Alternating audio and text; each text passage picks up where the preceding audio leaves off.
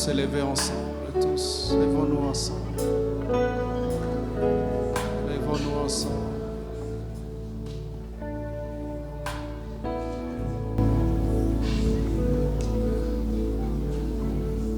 Notre Père céleste a besoin aussi d'entendre une parole d'amour qui sort du fond du cœur de ses enfants. Je vais lui dire, je t'aime, Seigneur. Allons-y, disons quelque chose au Seigneur. Pendant une minute, exprime à Dieu ton amour. Je t'aime, Seigneur. I love you, oh God. My God, my Father. Tu m'as aimé le premier, j'étais non aimable. Je n'avais même pas de part à la cité de Dieu. J'étais étranger. J'étais condamné et rebu de tous. Merci Seigneur. Yahweh Dieu, merci. Je t'aime pour ton amour. Tu m'as précédé en amour. Enseigne-moi à t'aimer, Seigneur. Enseigne-moi à t'aimer, Seigneur. Enseigne-moi à t'aimer. Je veux t'aimer pour toujours, Seigneur. Au nom de Jésus-Christ, bénis ta parole ce matin. Aide-nous, Seigneur, à te connaître, à progresser en toi. Au nom de Jésus-Christ. On acclame bien le Seigneur. Alléluia. Alléluia. Vous allez bien?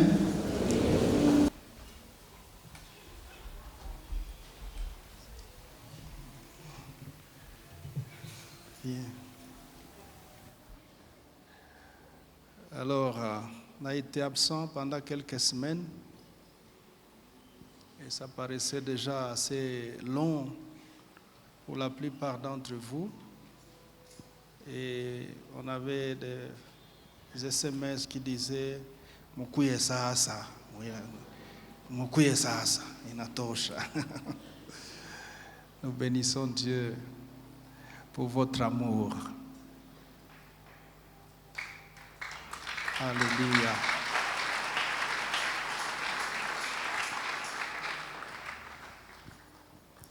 Shalom.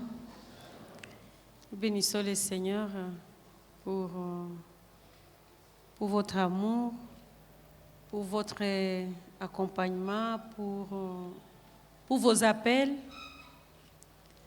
Nous avons été absents pendant un peu longtemps et nous avons vraiment senti votre amour et vos prières nous ont accompagnés. Nous avons passé de bons moments de repos et nous sommes là, nous vous disons merci. Que le Seigneur vous bénisse.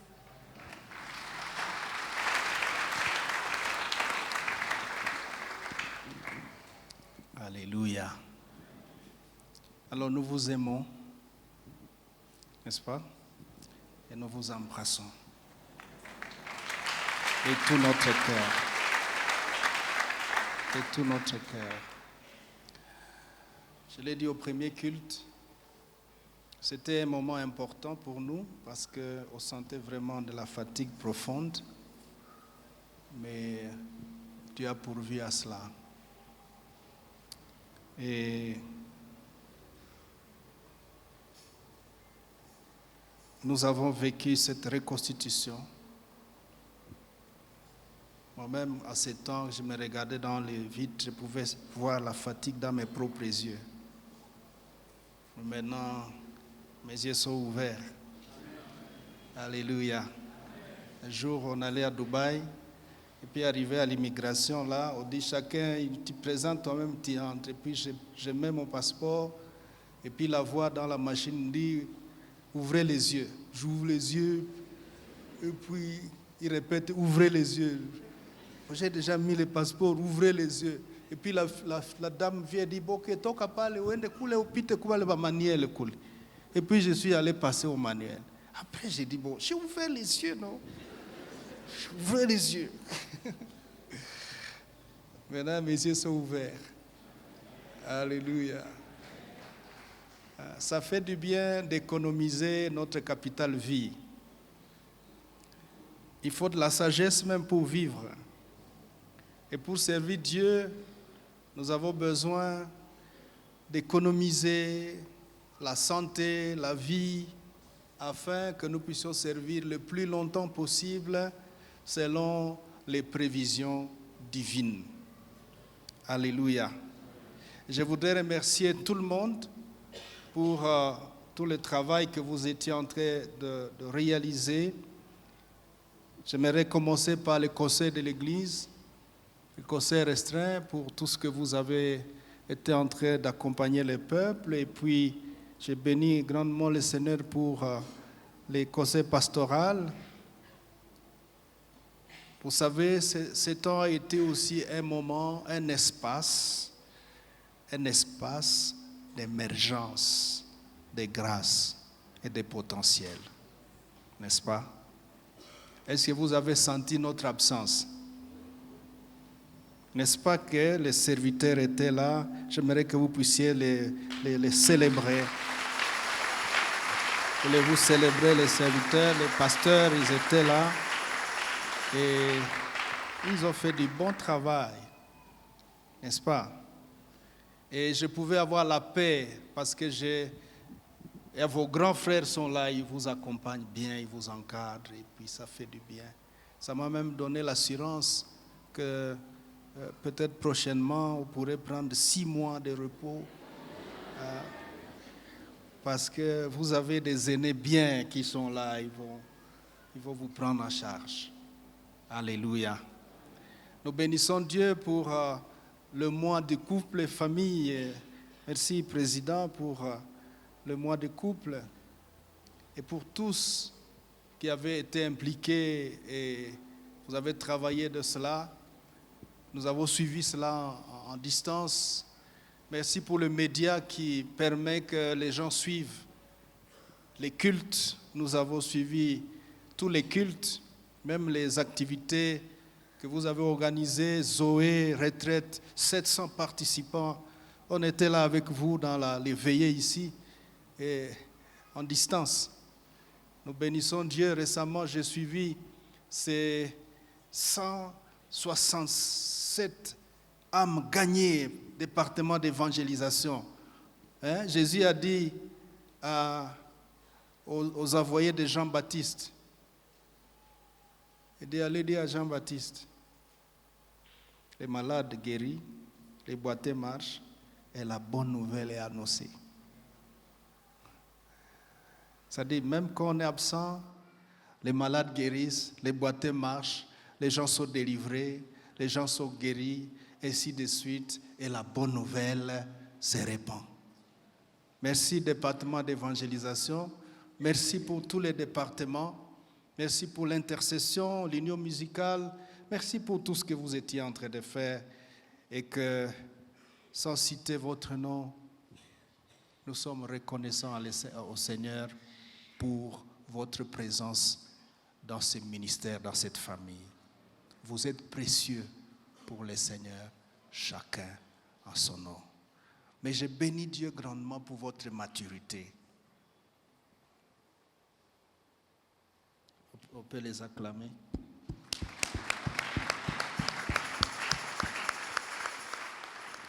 À certaines fois, quand les parents sont absents, les enfants,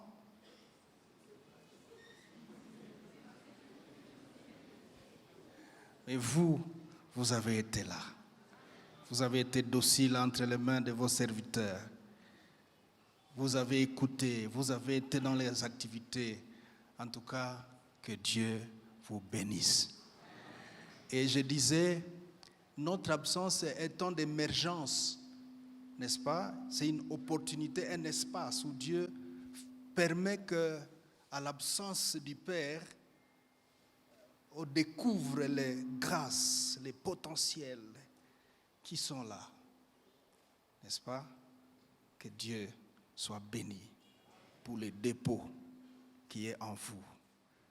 Et je prie Dieu, comme depuis le départ, je l'ai toujours demandé au Seigneur, Seigneur, fais de chaque personne qui entrera dans cette église un serviteur.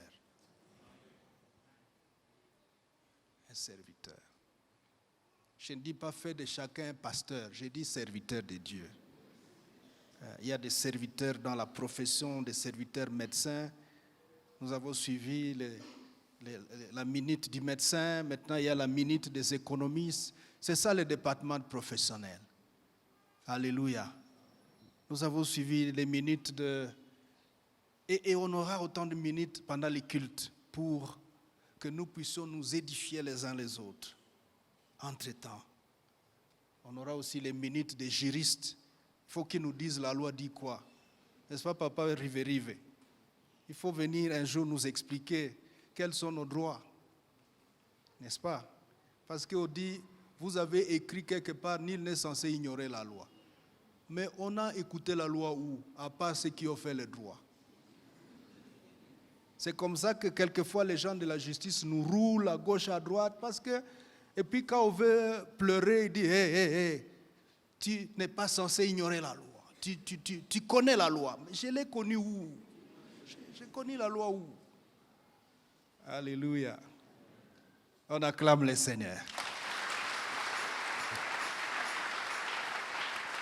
Nous voulons particulièrement bénir le Seigneur pour un bien-aimé qui, lorsque nous avons voulu prendre ses congés, il suit nos cultes online. Il a pris ça et puis il a dit, s'il vous plaît, pasteur, je veux prendre ça en charge. Et puis il nous a envoyé les billets. Et puis il a pris un appartement là pour nous. On est parti avec Beraka. Il a payé le billet de l'enfant aussi. Et puis, que Dieu le bénisse là où il est. Et je prie que cette onction de libéralité et d'amour pour les serviteurs puisse couler dans cette assemblée. Que Dieu nous bénisse. Amen.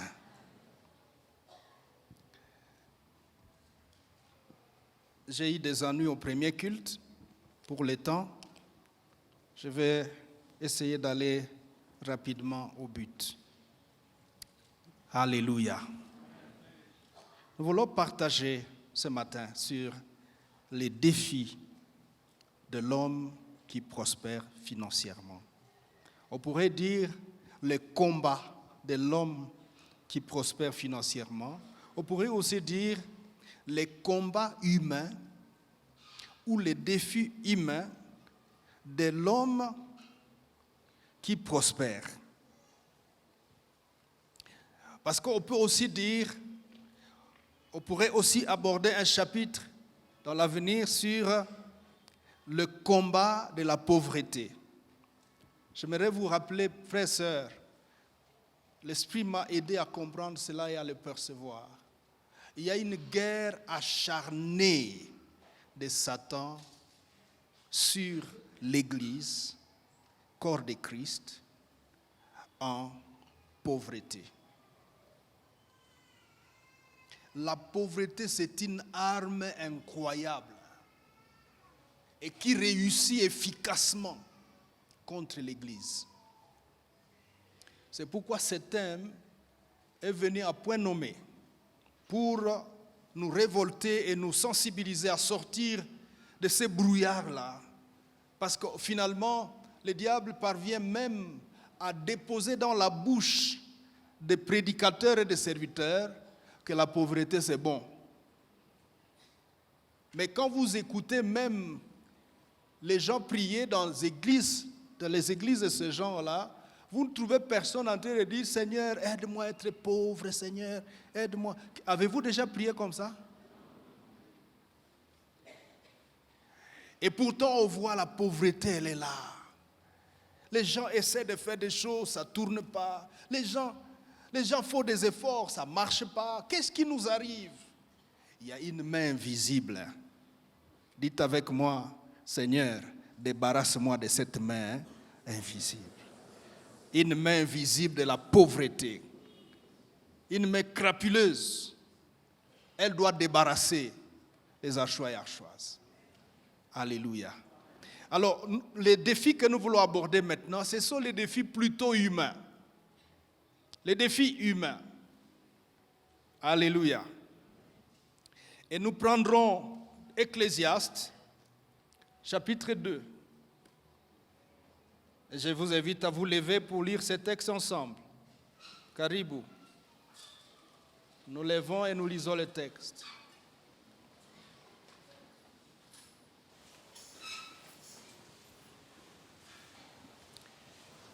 Trouvez dans votre Bible parce que vous pouvez souligner aussi à gauche et à droite. Je vois les autres sont déjà fatigués avant le message. Est-ce qu'on peut se lever s'il vous plaît?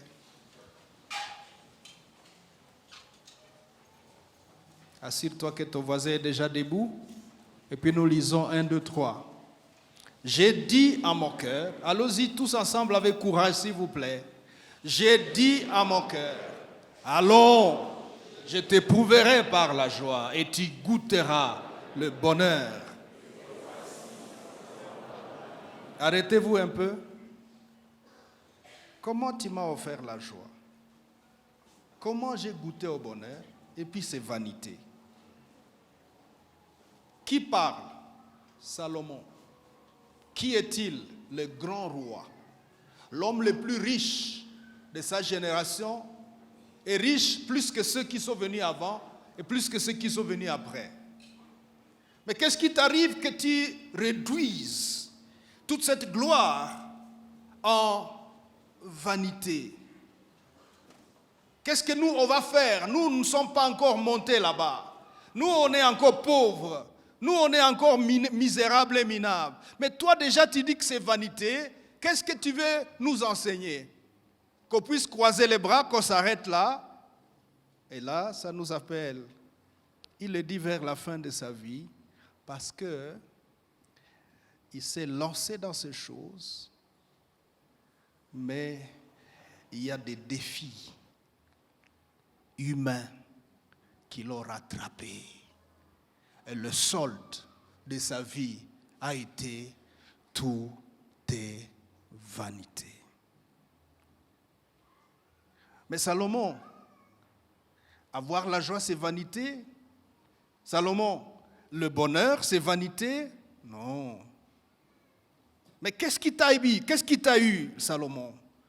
Il y a des choses qui ont été plus fortes que moi et qui ont réduit tout ce qui était plutôt positif, tout ce qui était plutôt attendu et tout ce qui a fait que les gens sont venus du monde entier pour venir me saluer, m'admirer, qui ont rendu tout cela vanité. C'est pourquoi nous voulons aborder ce sujet, les défis.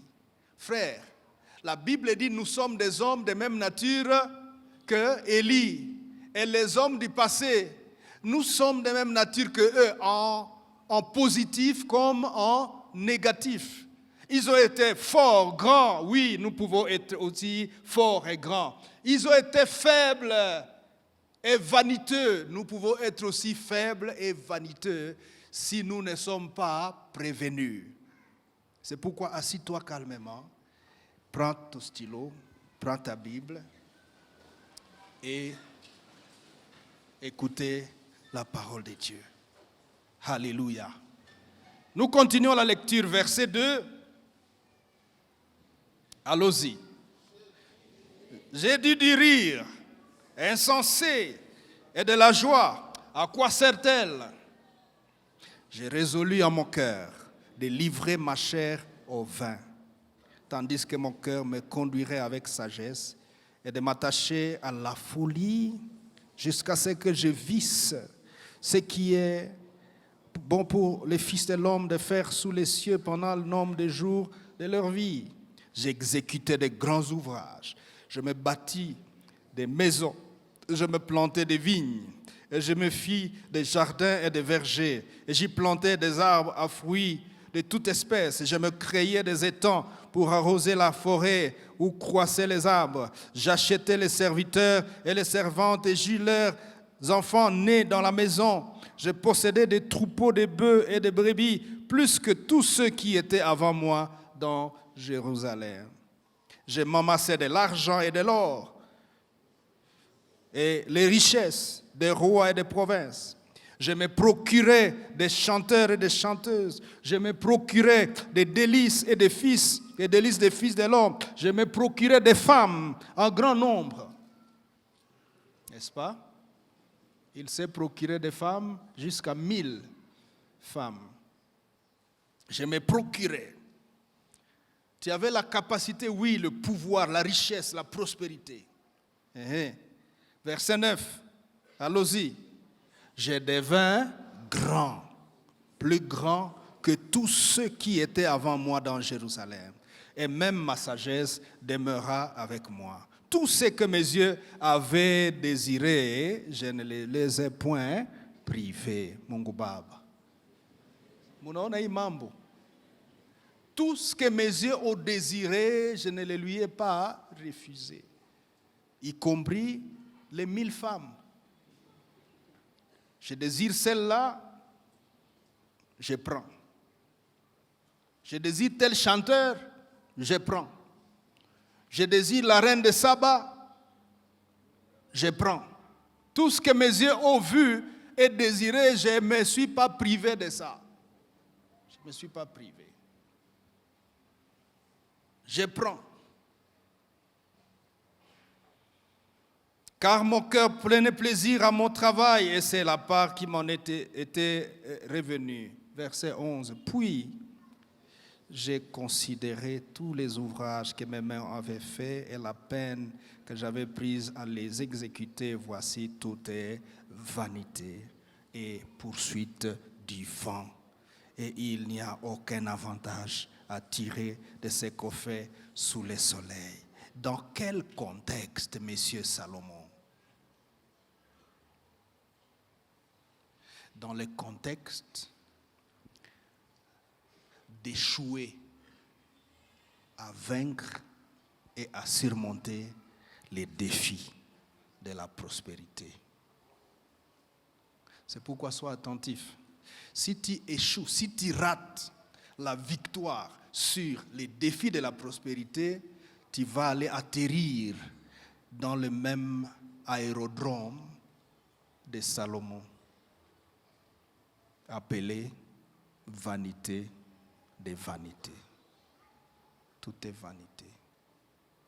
Les choses qui sont positives et vraies, qui sont attendues, qui sont alléchantes, peuvent être tournées en vanité des vanités si ton cœur t'a amené n'importe comment, au point que tu as échoué et tu n'as pas eu la victoire sur les 6 défis que nous voulons partager. Amen. Alléluia. Ajoutez 2 autres versets sur nos textes de base. 1 Chronique 29, 11 à 12. Et puis Luc 12, 13 à 21. Alors, notez que dans la société de la prospérité, dans le milieu de la prospérité, nous pouvons observer 3 catégories de personnes qui prospèrent. La première, c'est la catégorie des personnes qui initient des ouvrages, qui initient des œuvres, des entreprises. La deuxième, c'est la catégorie de ceux qui héritent. Ici, j'aimerais attirer l'attention de notre jeunesse. C'est bien que chacun puisse travailler et créer et initier. Et c'est à la portée de tous. Mais si tes parents ont produit des ouvrages et des œuvres, tu as la responsabilité de les hériter et de les hériter positivement. Aujourd'hui, il y a des crises dans des foyers, dans des familles, à cause de la mauvaise transition entre celui qui a prospéré avant et les enfants qui arrivent. Il y a des crises innommables où des gens s'entretuent et commettent des choses incroyables. La troisième catégorie, c'est ceux qui sont employés dans les entreprises existantes, dans les entreprises en cours. Tout le monde ne deviendra pas initiateur d'entreprise. Sinon, ces initiateurs d'entreprise n'auront personne pour servir dans leurs entreprises. Or, avec l'émergence, votre entreprise peut avoir besoin de 10 000 employés. Même si, au recours à la robotique, vous ne serez pas en mesure d'exclure absolument la présence de l'être humain. Or, cet être humain, quel est son rôle? C'est qu'il commercialise ses connaissances, ses habiletés, ses potentiels à vous, à votre entreprise, et il gagne son revenu de ce qu'il apporte. En fait, il est en train de travailler et d'investir son potentiel pour gagner des richesses et même de la fortune. Il est vrai que les employés, du fait de leur liberté limitée, par le fait qu'ils travaillent sous un leader, ils ont difficile à atteindre certains seuils d'épanouissement financier en restant juste employés. Mais tout en étant employés, ils peuvent initier des entreprises et parvenir eux aussi à des émergences au sommet et quitter les statuts d'employés pour aller occuper la gestion de sa propre entreprise. Alléluia. Donc tout le monde a la faveur et la grâce d'émergence. Ici, j'aimerais même attirer l'attention de chacun de nous pour dire, beaucoup de gens qui ont prospéré ont commencé par le bénévolat. Savoir commencer à zéro implique de l'énergie, ça implique le sacrifice, ça implique la capacité de pouvoir se jeter et de produire des richesses. Alléluia. Mais de toutes ces trois catégories, voici 4 conseils ou vertus que nous devons développer pour que notre émergence soit évidente. Des vertus qui doivent nous accompagner dans l'émergence de la prospérité. La première vertu, c'est la connaissance et la conscience de notre source, Dieu. Et Chroniques 29, 11 et 12, il est écrit: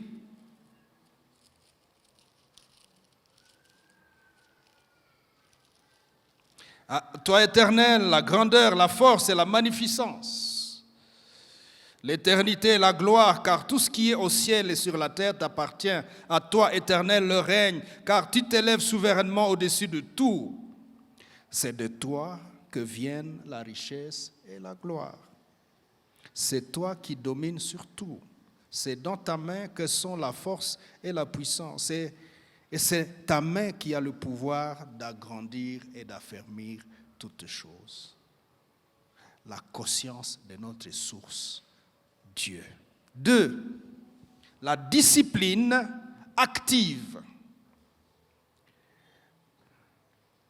De travailler ardument et efficacement pour produire et maintenir la croissance et l'émergence des richesses et de la fortune. 1 Roi, chapitre 2, verset 2. Le roi David dit à son fils: je m'en vais par le chemin de toute la terre. Il s'adresse à Salomon, son successeur, son héritier. Il dit: fortifie-toi et sois un homme.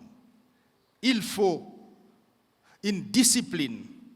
Il faut être fort. Il faut travailler. Il faut être efficace. Quand nous gardons cela, nous allons continuer à émerger. Troisième vertu, la gestion consciencieuse du travail ou de l'entreprise en vue de la maintenir à pleine croissance et à pérenniser l'entreprise le plus longtemps possible. 4. Maintenir la conscience que la prospérité répond à un parcours. Elle répond à un parcours. Elle répond au temps. Éviter ces logiques en balakaka. Je viens de prospérer maintenant et tout de suite. La prospérité appelle les temps et les parcours. Alléluia. Alors, nous partirons du roi David et son fils Salomon dans cette réflexion de notre texte de Ecclésiaste, chapitre 2 que nous venions de lire. Commençant par David, celui qui va léguer l'héritage que Salomon va prendre et continuer à courir avec. Il a bien couru avec, en fait, Salomon, parce qu'il n'est pas resté juste jouir et consommer ce que David, son père, avait investi, mais il a développé, il a fait émerger au point de devenir si riche, plus que son père et plus que tous les rois qui étaient venus avant. Et la Bible dit même, il n'y eut personne après Salomon qui a été aussi riche que Salomon, parce qu'il est écrit qu'il a rendu l'or à Jérusalem comme le sable. Alléluia. Alléluia. Alors regardons ce jeune David. Où commences-tu, David? David commence son parcours vers la prospérité par un travail bénévole. Il est berger du troupeau de son père. Après cette étape, il devint un entrepreneur d'une société de mercenaires.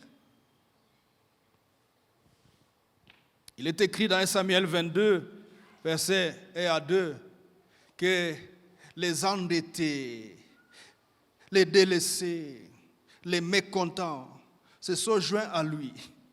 Et c'est à partir d'eux qu'il a fabriqué les vaillants hommes de David. Il n'était pas encore roi, il était un fouillard, parce que Saül, le roi, voulait les tuer, ayant appris que ce petit risque de me remplacer, il est tellement puissant. Et là où il est parti, il s'est réfugié, et il allait de caverne à caverne, de désert à désert. Les gens qui étaient des mécontents, des gens qui étaient malheureux, se sont joints à lui. Et il a fabriqué sa société de mercenaires. Son entreprise. Un jour, il est allé offrir ses services à Nabal. Il a gardé ses troupeaux pendant une période. Et puis le jour où il a voulu que Nabal paye ou qu'il l'aide à quelque chose, Nabal n'a pas compris.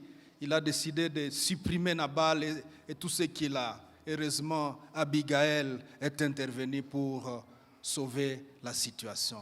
La société de David. Et puis après, David est passé à la royauté.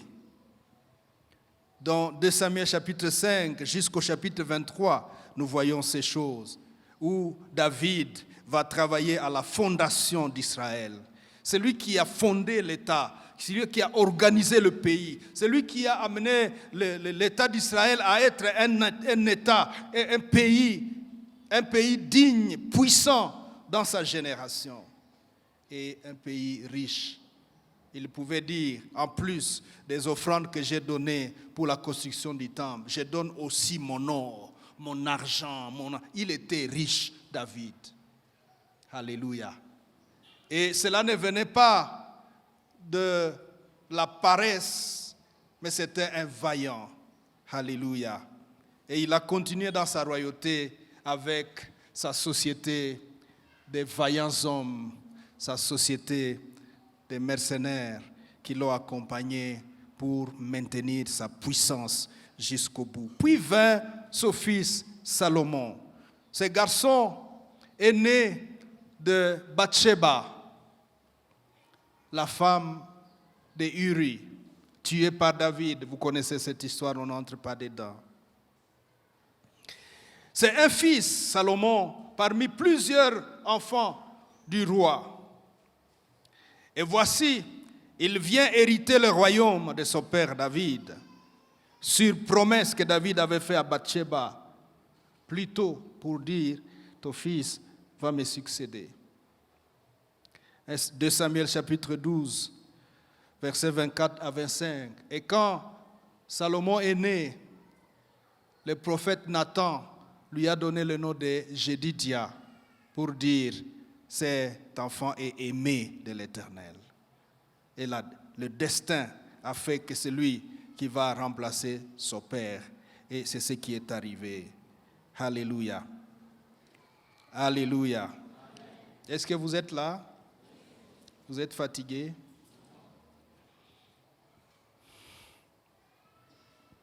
Alors, nous voulons partir de cette expérience de Salomon pour réfléchir sur les 6 défis de l'homme qui prospère. Premier défi, c'est le défi du sens de l'utilitaire. L'utilitaire.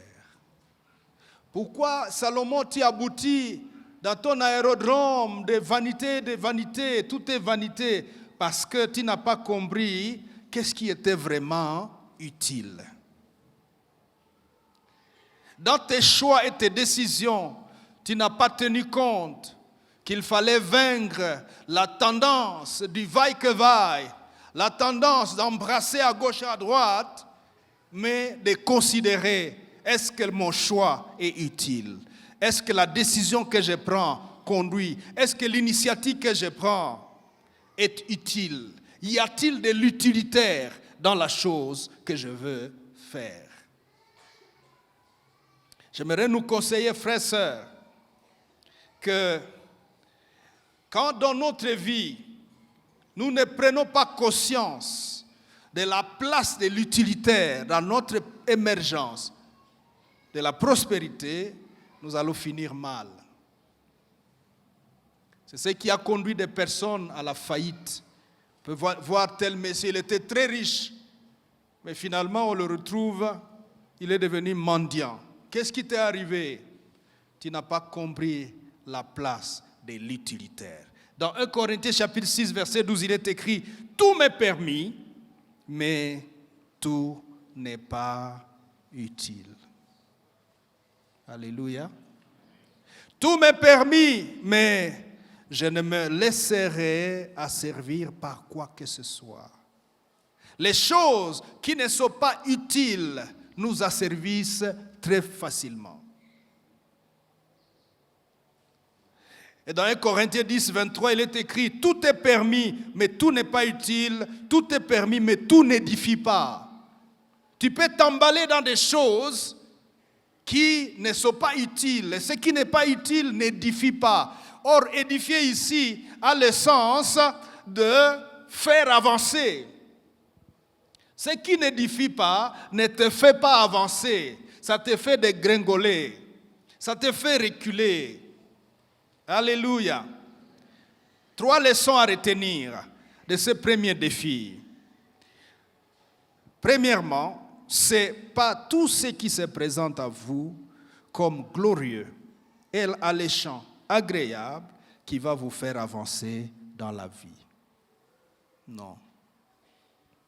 Mais c'est ce qui est utilitaire et productif. Deuxième leçon. Quand vous exigez à votre cœur de plus s'attacher à ce qui est utile, vous devenez un peu plus sage. Et les gens remarquent que celui-là, il est sage. C'est parce que vous avez vaincu les défis de l'inutile, les défis de l'utilitaire. Alléluia. Troisième leçon, tout ce qui n'est pas utilitaire a tendance à finir sur le terrain de la vanité.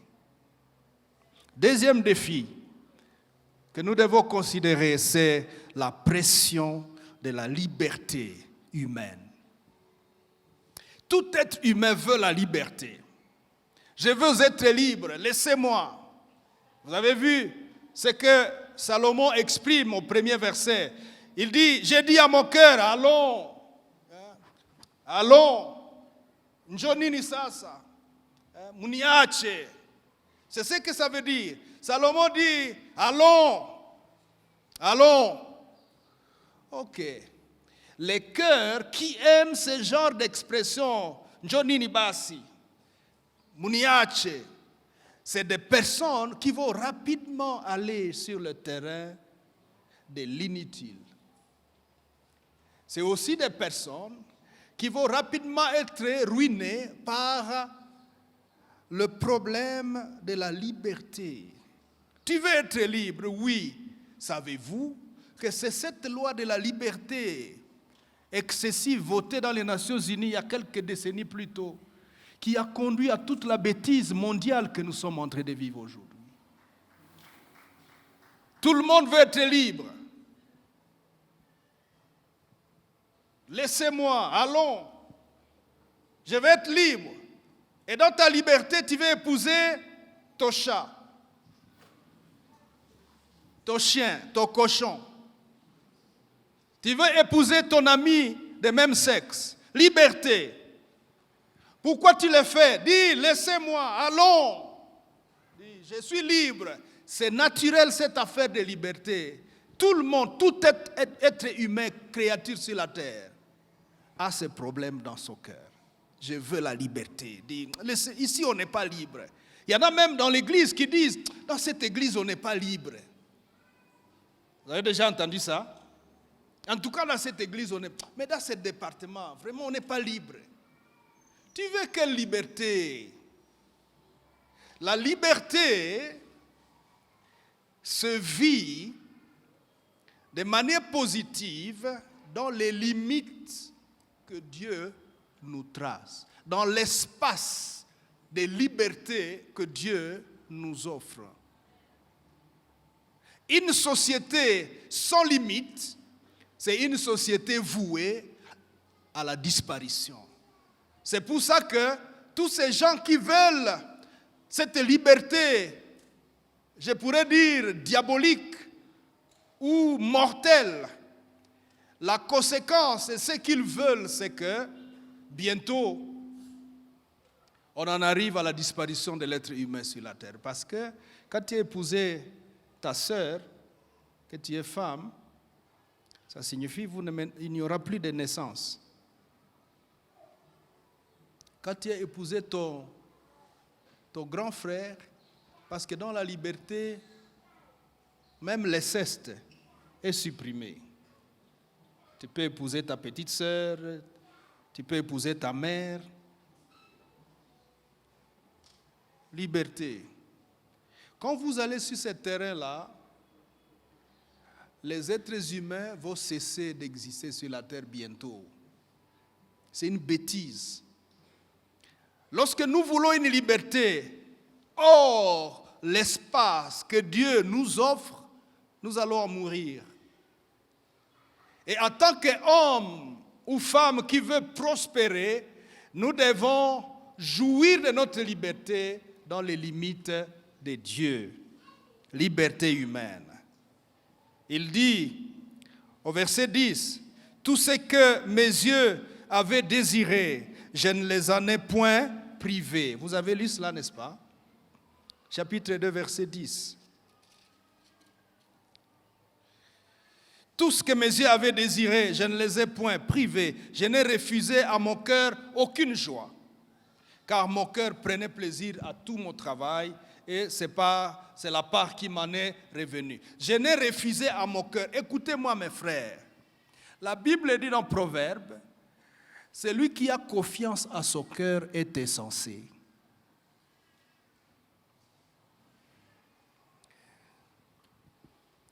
nos cœurs nous ruinent et nous trompent le plus souvent. Et si ton échelle de valeur, c'est l'obéissance à ton cœur, un peu comme dans la société, vous entendez ce genre de paroles. Non, en tout cas, je sens dans mon cœur que... attention avec ton cœur là. Vous avez entendu ça tout le temps, hein? Non, moi dans mon cœur, je sens que... C'est je sens dans mon cœur là. Faites attention. Le cœur de l'homme est tortueux par-dessus tout. La Bible dit il est incurable. Qui peut le connaître? Le cœur de l'homme.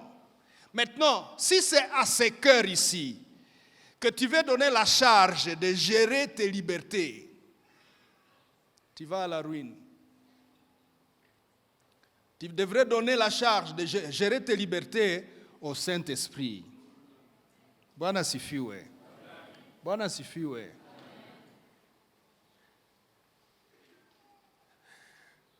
Et quand même tu satisferais tout ce que ton cœur t'aura exigé, tu finiras par parler comme Salomon. Vanité de vanité. Tout est vanité. Et ce qui est triste, c'est que quand on lit ces phrases, vanité dans Ecclésiaste, la Bible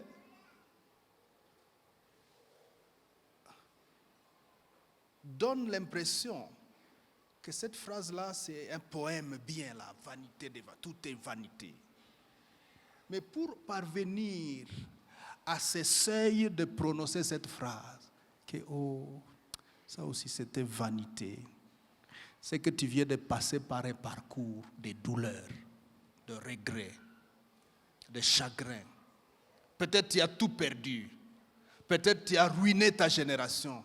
Peut-être tes enfants sont fauchés. Tout est vanité. Tu étais emballé dans des choses, tu croyais que c'était ça, et puis à la fin, tu constates que c'est vanité même, c'est vanité. Et dans cette phrase vanité, ce concept vanité, il y a même presque la frontière du suicide. La plupart des gens qui se sont suicidés sont arrivés à cela. Ils ont senti que ça ne sert à rien. En fait, toute vanité signifie ça ne sert à rien. Et si ça ne sert à rien, je fais quoi encore sur la terre? Je me suicide. On dit toujours, vanité de vanité, tout est vanité. Attention, lorsque Salomon parle à ce niveau-là, il regrette, il a eu 1000 femmes. On peut lui poser la question, mais Salomon, attends. Tu faisais combien d'années avant de rencontrer une de tes femmes là? Tu as 1000 femmes? Tu as 1000 femmes. Tu couches avec eux quand? Peut-être aujourd'hui et puis dans 2 ans. Ou dans 3 ans. Mais elle est juste là contente, c'est mon mari. Mais le mari, tu le verras dans 3 ans. Vanité de vanité. Si tu pouvais comprendre Salomon à temps que il faut vaincre ces défis de la pression de ta liberté, tu ne serais pas arrivé à cela. Alléluia. Il est écrit, tout m'est permis, mais tout n'édifie pas. 3e défi, la liberté des jouissances. Ecclésiaste 2, 3, j'ai résolu à mon cœur de lui offrir tout ce que mon cœur voulait. Verset 1, j'ai dit à mon cœur, je t'éprouverai par la joie. La liberté des jouissances. Quand nous prospérons, le premier sentiment que nous rencontrons, c'est la jouissance. Mais j'aimerais ici souligner que la jouissance est l'un des motivateurs puissants pour le travail. Nous tous au travail parce qu'on veut jouir. On veut jouir. Mais on doit mesurer notre liberté de jouir. Il y a des gens qui, pour jouir, ils achètent des choses compliquées. Vous pouvez rencontrer quelqu'un qui a acheté une Jeep. géantes avec des échappements au-dessus, des gros pneus. Oh, pourquoi non? Ça me fait du bien. Tu vas faire quoi avec? Roule avec. Quand tu roules avec, tout le monde te laisse le passage. Ok. La liberté de jouir. J'ai l'argent, je vais en jouir. Je disais au premier culte, vous allez sur YouTube, vous allez trouver des gens qui construisent actuellement des maisons qui coûtent cher. Vous avez des maisons, 285 millions de dollars, la maison. Oh. Pourquoi tu fais ça? Je vais jouir. Tu vois une maison, 450 millions de dollars. Hey. Une maison. Tout est là, c'est merveilleux, c'est waouh. Bon, habite dedans maintenant. Bwana sifiwe. La liberté de jouir a une pression sur le cœur humain, de tout le monde, même des serviteurs. La liberté de jouir. Tu veux jouir comment? Nous devons nous remettre dans les limites de la parole de Dieu et dans les limites de l'utilitaire. L'utilitaire. Bwana sifiwe. Bwana sifiwe. Quatrième défi, le défi de la folie naturelle de l'homme. La folie naturelle de l'homme. Vous avez les textes sur l'écran. Ecclésiaste 2:3. Ecclésiaste 10:6. Il est écrit au verset 6, la folie occupe des postes très élevés et des riches sont assis dans l'abaissement. Maman Abigail dit au DG de l'entreprise des mercenaires dans 1 Samuel 25-25, il dit à David que mon Seigneur ne prenne pas garde à ces méchants hommes à Nabal. Méchant homme, c'est ton mari, non? Oui, méchant homme. Car il est comme son nom. Nabal est son nom. Il y a chez lui de la folie. Chez qui? Chez mon mari.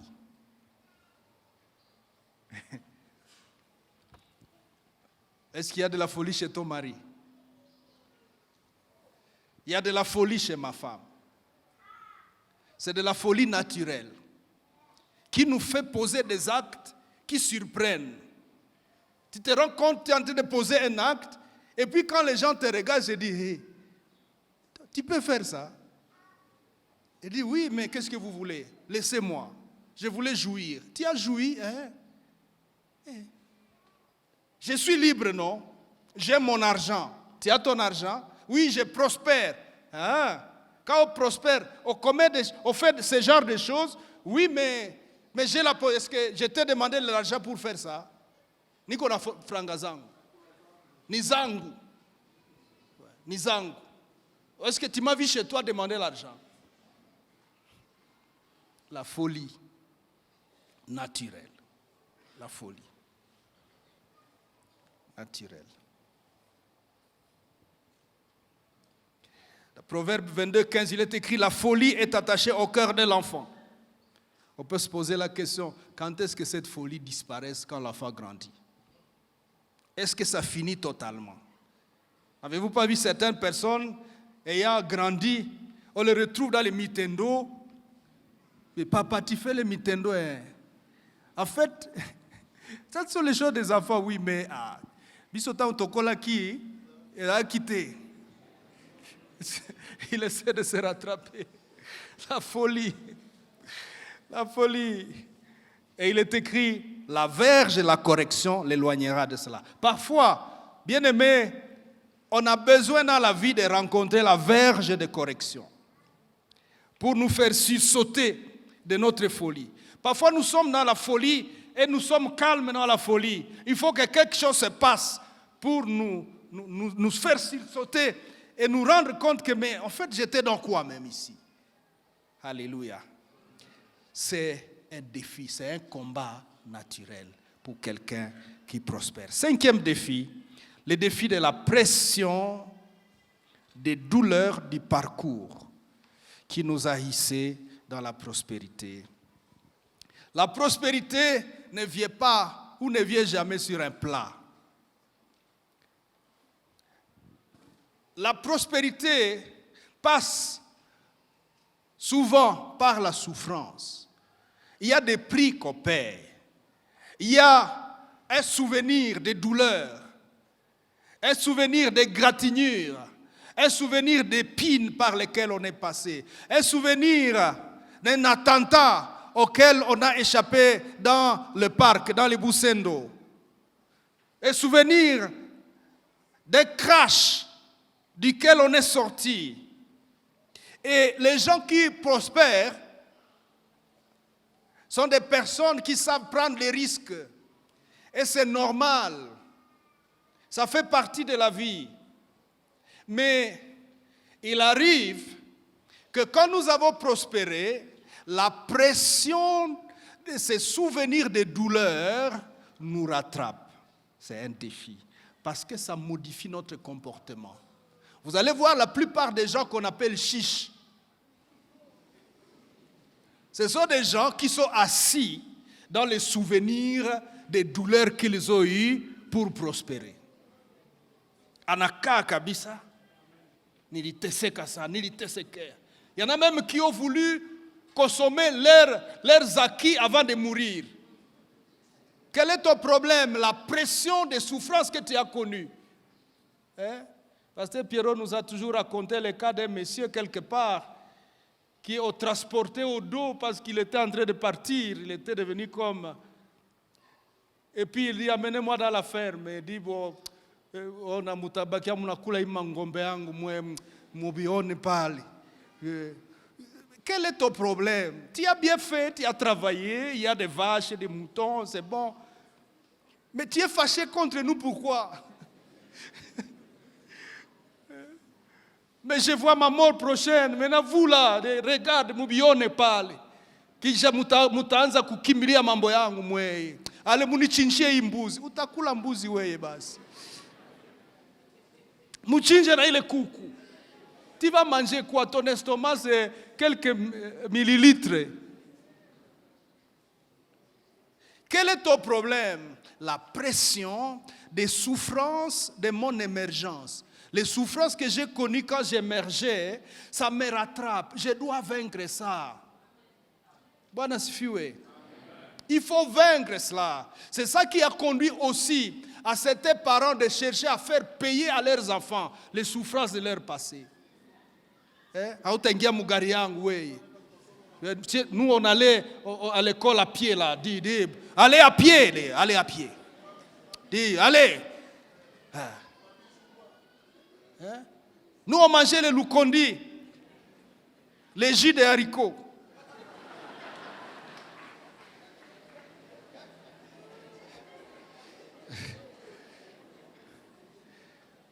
Je me rappelle, nous, quand on grandissait, parfois pour aller à l'école le matin, on mangeait le kipolo avec de l'eau salée. C'est-à-dire le kipolo ya muhogo, il shaota maji, tout ça, mais bon, il n'y a pas d'autre choix, quoi. Et puis, la sauce était finie hier. On puise de l'eau, on met du sel, on balance on balance et ça marche. Et puis, on passe la journée à l'école, on est fort. Maintenant, je dois faire payer ça à mes enfants. Dis, mutakula kipolo na maji ya chumvi pale, allez, dis, allez. Est-ce que ça passe? Écoutez, frères et sœurs, pourtant, cette pression vient sournoisement sur beaucoup de gens. Et vous avez un comportement drôle.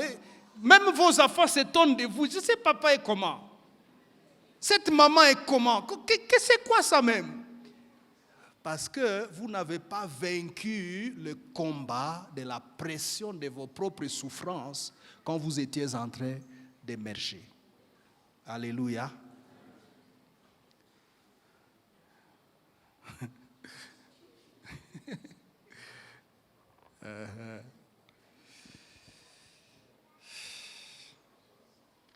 Que Dieu nous aide. Voici quelques conseils pour ceux qui font face à cela. Premièrement, savoir pardonner comme Joseph en Égypte. Genèse 45, verset 5. Joseph dit à ses frères, « Maintenant, ne vous affligez pas et ne soyez pas fâchés de m'avoir vendu pour être conduit ici, car c'est pour vous sauver la vie que Dieu m'a envoyé ici envers vous. » Bwana asifiwe. On peut acclamer Joseph.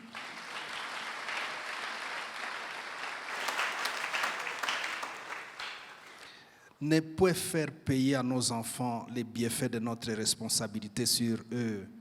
Écoutez, nos enfants ne nous doivent rien.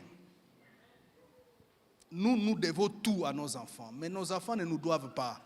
Nos enfants doivent à leurs enfants. Ne cherche pas à ce que tes enfants te remboursent les sacrifices que tu as consentis sur leur vie quand tu les as élevés. Ils vont te payer sur tes petits-fils et tes petites-filles.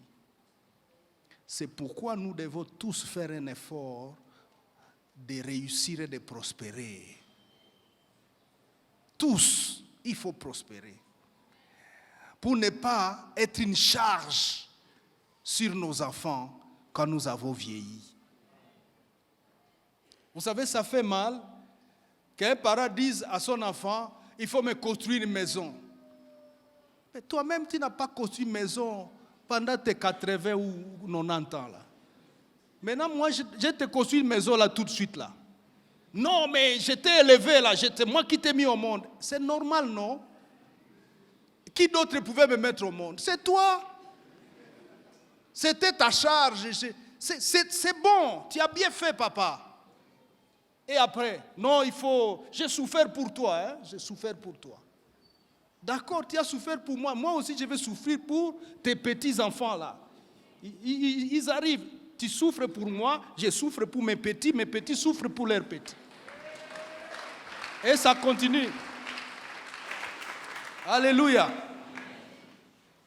Évite de faire payer tes souffrances aux autres, aux prochains ou aux voisins. Évite de faire payer les souffrances des gens qui t'ont fait du mal. Tu deviens chiche. Hein? Parce que les gens t'avaient fait souffrir. Moi, j'ai manqué de tout. Personne ne m'aidait. Oui. Maintenant, tu as prospéré. Toi, fais le contraire. Fais la différence. Si les gens ne t'ont pas aidé, toi, aide les gens. Amen. 6e défi, le maintien de l'émergence de votre prospérité. C'est une chose de prospérer, mais il faut maintenir l'émergence. 3 conseils. 1 Roi, chapitre 2, 1 à 4. 2 Chroniques 1, 11 à 17. 3 conseils que le roi David donne à son successeur Salomon. Le premier conseil, il lui demande d'être assidu et de garder la continuation. 1 Roi 2, 2, fortifie-toi et sois un homme. J'ai été vaillant dans mon parcours depuis ma jeunesse. Toi aussi, Salomon, sois vaillant. Sois un homme, sois discipliné. 2e conseil, attache-toi à l'utilitaire. 3e conseil, aie un cœur de bienfaisance envers les autres. Et c'est durant le règne de Salomon, vous savez, qu'Israël n'a point connu de guerre. Durant tout le règne de Salomon, pas de guerre. C'était un homme qui savait être en bonne relation avec les autres. C'était un homme qui savait faire du bien. Les gens ont voyagé à Jérusalem pour aller voir sa sagesse. Il n'y a pas eu guerre durant tout ce séjour au pouvoir. Alléluia. Et c'est aussi durant son règne que le pays d'Israël a atteint son apogée. Il a atteint son apogée. Salomon, il a gardé la crainte de Dieu. Dieu, sa source. Mais Salomon n'a pas préparé sa succession.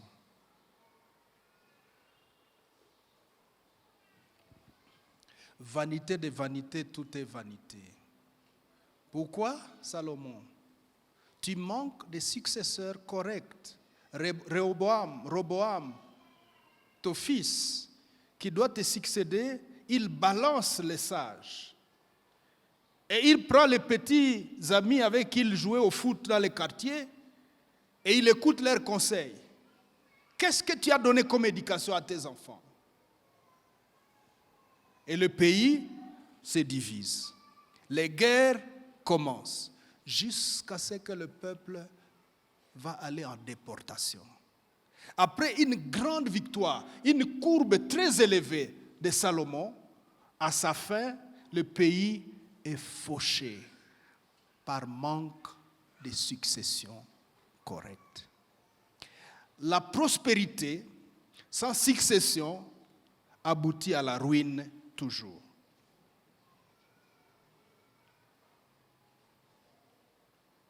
Nous devons préparer la succession pendant que nous prospérons. Et il faut commencer à préparer la succession pendant que vous commencez à prospérer. N'attendez pas la fin, parce que vous ne connaissez pas quel est le jour de votre fin. Vous risquez de dire, quand j'aurai 70 ans, je vais préparer la succession. Ça sera tard, parce qu'il est possible que vous n'atteindrez pas 70, que vous partirez à 50. Et votre suite sera comme le cas de Salomon. Un grand riche, merveilleux, mais sans successeur valable. Et le pays va dans la ruine et la déportation. À quoi ça sert que tu aies prospéré, mais que tes enfants deviennent l'image de la ruine, du malheur? À quoi ça sert? Alléluia. Alléluia. Voilà 6 défis auxquels nous sommes appelés ce matin à prendre conscience et à les vaincre. Lèvons-nous dans la prière.